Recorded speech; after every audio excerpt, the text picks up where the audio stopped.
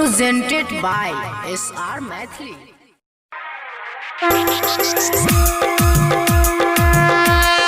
बोला बोला छठी मैया की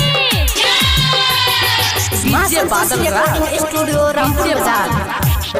चल के जान छठी माई के घाट, छठी माई के घाट गे छठी माई के घाट।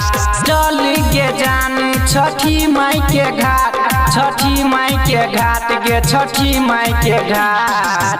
लके हाथी नारियल के लागे, माथा पर लगे दौड़ा गे।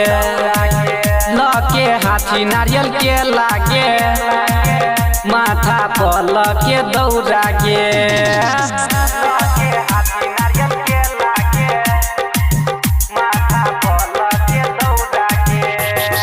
डीजे बादल राज, डीजे बादल।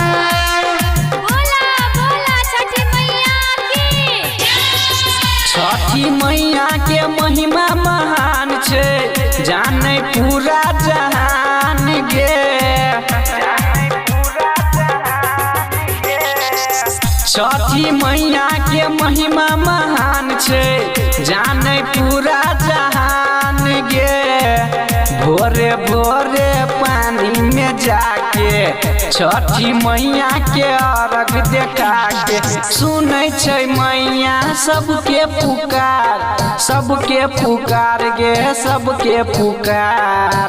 लके हाथी नारियल के लागे, माथा पर लगे दौड़ा गे।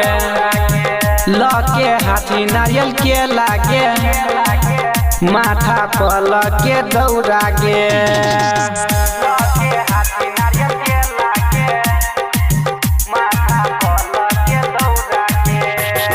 डीजे बादल राज, डीजे बादल राज।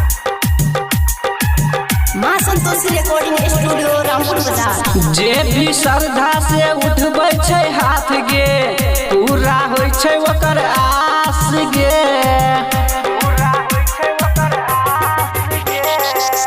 जे भी श्रद्धा से उठबै छै हाथ गे, पूरा होइ छै ओकर आस गे। जय करण सुशील राजन गाबै छै देखी माई के भजन। सबके मैया गे पूरा करते आस, पूरा करते आस गे पूरा करते आस। लके हाथी नारियल के लागे, माथा पर लगे दौड़ा गे।